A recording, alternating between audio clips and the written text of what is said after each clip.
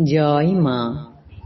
কৃপাং কুরু মহাদেবী সুতেষু প্রণতেষু চ চরণাশ্রয় দানেন কৃপাময়ী নমস্তুতে।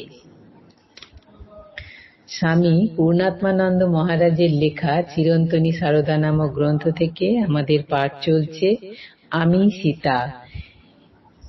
এই প্রবন্ধের আজকে তৃতীয় অধ্যায় শুরু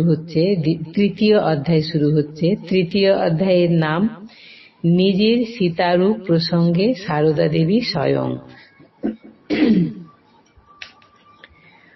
1911 খ্রিস্টাব্দের মার্চ মাসে শ্রীমা রামেশ্বর দর্শনে গিয়েছিলেন। তাঁর এই তীর্থ পরিক্রমার অন্যতম সঙ্গী এবং সেবক স্বামী ধীরানন্দ। বলেছেন, অনাবৃত রামেশ্বর লিঙ্গকে দর্শন করে শ্রীমা বলে ফেলেছিলেন, যেমনটি রেখে গিয়েছিলুম ঠিক তেমনটিই আছে।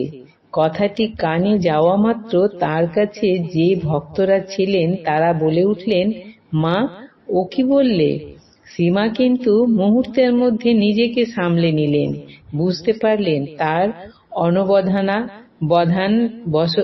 অনবধানতা বশত উচ্চারিত ওই উক্তিটি কি চাঞ্চল্য সৃষ্টি করেছে উপস্থিত ভক্তদের মনে। তাই ব্যাপারটিকে লঘু করার অভিপ্রায়ে সহাস্যে বললেন, ও একটা মুখ দিয়ে বেরিয়ে গেল।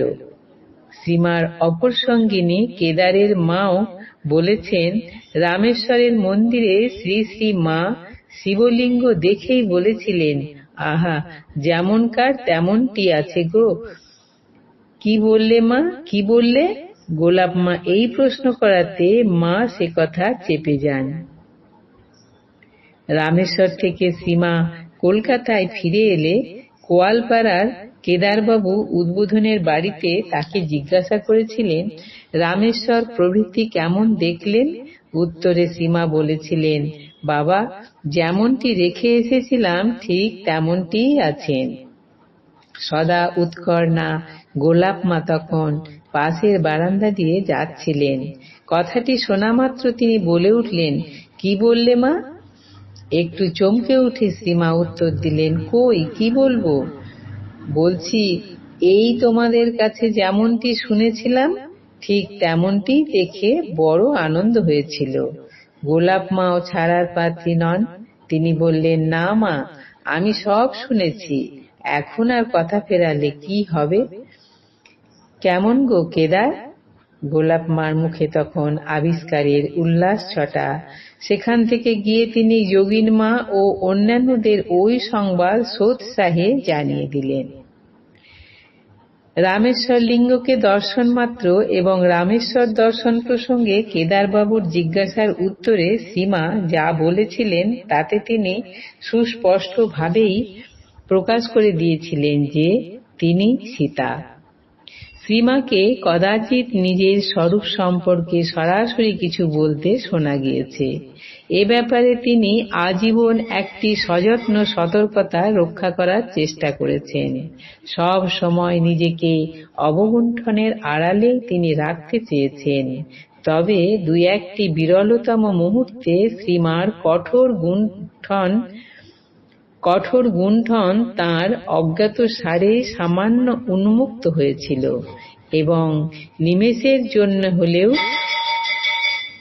প্রকাশ হয়ে পড়েছিল তাঁর ঐশী স্বরূপের কিঞ্চিৎ হিরণ্ময় উদ্ভাস।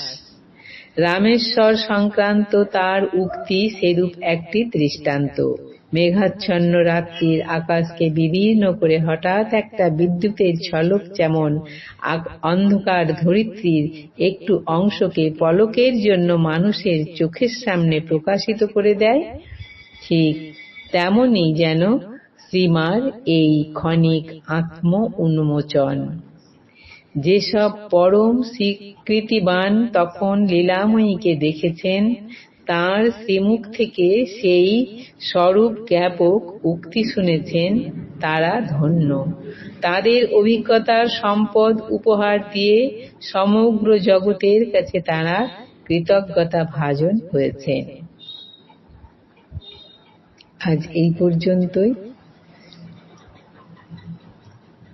জননীং শারদাং দেবীং রামকৃষ্ণং জগদ্গুরুং পাদপদ্মে তয় স্থিত্বা প্রণমামি মুহুর্মুহুঃ।